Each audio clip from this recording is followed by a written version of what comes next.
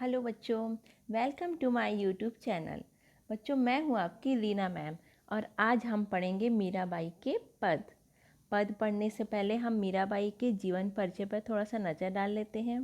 मीराबाई का जन्म राजस्थान जोधपुर मेवाड़ के निकट चौकड़ी ग्राम में सन 1573 के आसपास माना जाता है।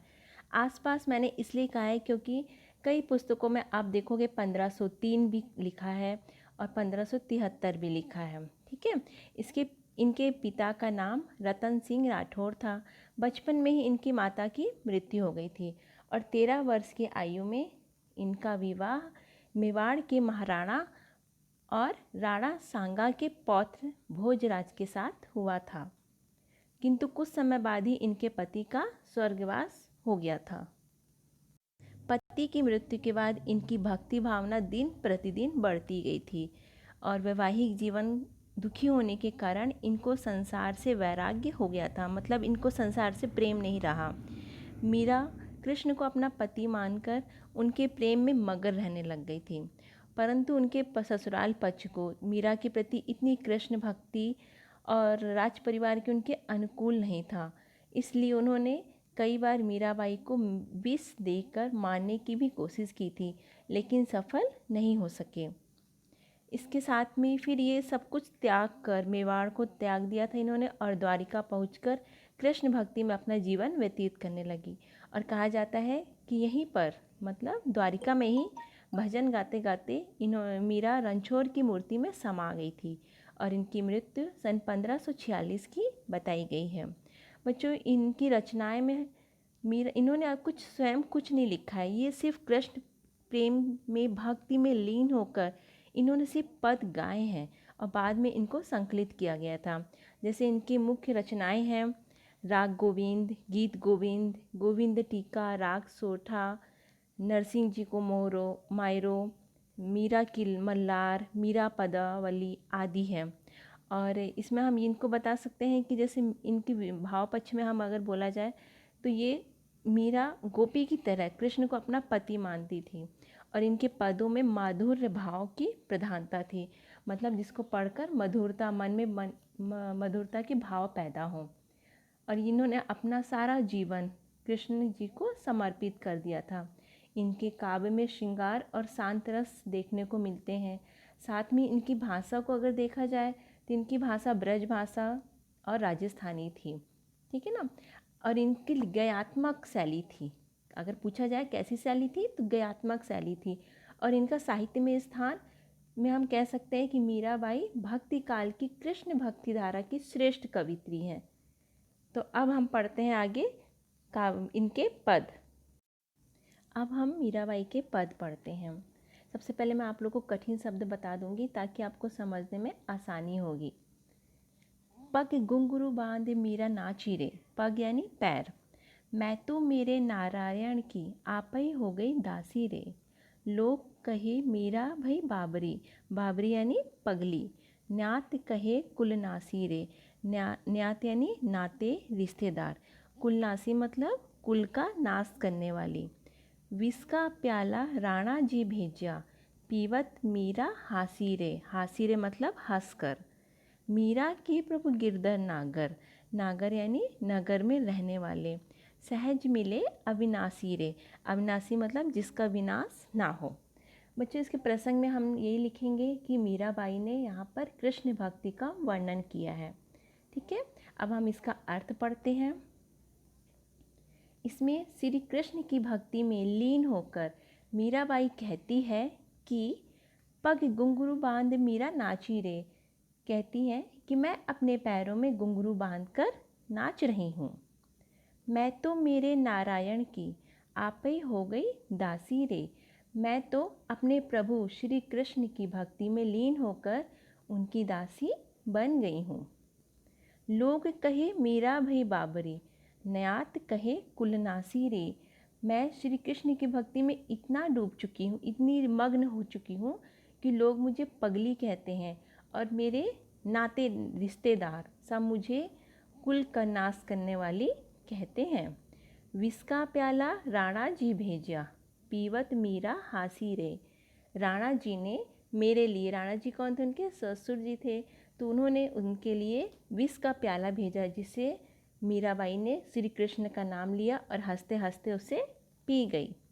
मीरा के प्रभु गिरधर नागर, सहज मिले अविनाशी रे।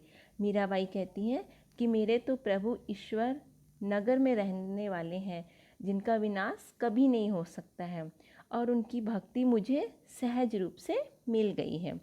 तो ये हमारा पहले पद का अर्थ है। इसकी विशेषता में हम क्या बताएंगे? ये भक्ति रस का, भक्ति काल का है, तो स्वाभाविक है शांत रस होगा। माधुर्य गुण है इसमें, लयात्मक है क्योंकि हम इसे गा सकते हैं, और इसमें भाषा कौन कौन सी है? ब्रज भाषा और राजस्थानी भाषा का प्रयोग किया गया है। अब अगला पद है इसका, मैं तो सांवरे के रंग राची, साजी सिंगार बांधी पगे घुंघरू, लोक लाज तजी नाची। लोक लाज मतलब अब लोक लाज छोड़कर, त्याग कर मैं नाच रही हूँ। गई कुमति, कुमति मीन्स होता है बुरी गति या दुर्गति। लई साधु की संगति, भगत रूप बै साची। गाई गाई हरि के गुण निस्दिन, काल व्याल सु बाची। काल व्याल मतलब काल रूपी सर्प। उड़बिन सब जग खारो लागत, खारो यानी नीरस, और बात सब काची। काची मतलब गलत, व्यर्थ। मीरा श्री गिरधन लालसु, भगति रसीली जाची। अब हम इसका अर्थ पढ़ते हैं।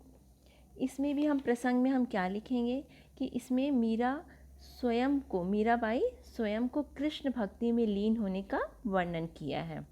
अब इसमें मीराबाई कृष्ण की भक्ति और प्रेम में डूबी हुई कहती है कि मैं तो सांवरे के रंग राची, कि मैं तो श्री कृष्ण के रंग में रंग गई हूँ। ठीक। साज सिंगार बांधी पगे घुंघरू, लोक लाज तज नाची।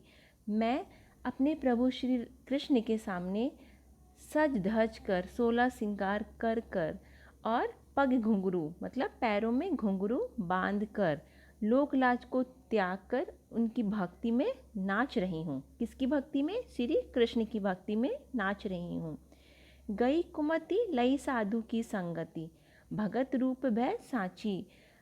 और मैं अब साधुओं की संगति में रहती हूँ, उनके साथ रहने से मेरी दुर्गति क्या हो गई है? टल गई है, और अब मैं एक सच्चे भक्तों की श्रेणी में आ गई हूँ। गाय गाय हरि के गुण निस्दिन, काल व्याल सु बाची। मैं रात दिन अपने प्रभु श्री कृष्ण के गुणों का गान करती हूँ। उससे क्या हुआ है? काल व्याल सु बाची, उससे मैं काल रूपी सर्प से भी बच गई हूँ। उड़बिन सब जग खारो लागत, और बात सब काची।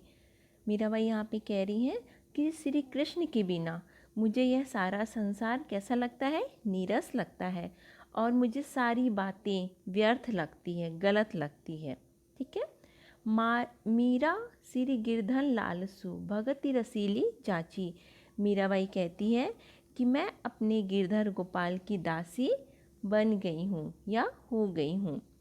भगत रसीली रची, और मैंने उन पर अपना सब कुछ निछावर कर दिया है, और अब मुझे उनकी भक्ति में ही रस आता है, आनंद आता है, और मैं उनकी भक्ति में ही डूबी रहती हूँ। तो बच्चों, इसमें हमारा अनुप्रास अलंकार है। कहाँ पर है अनुप्रास अलंकार?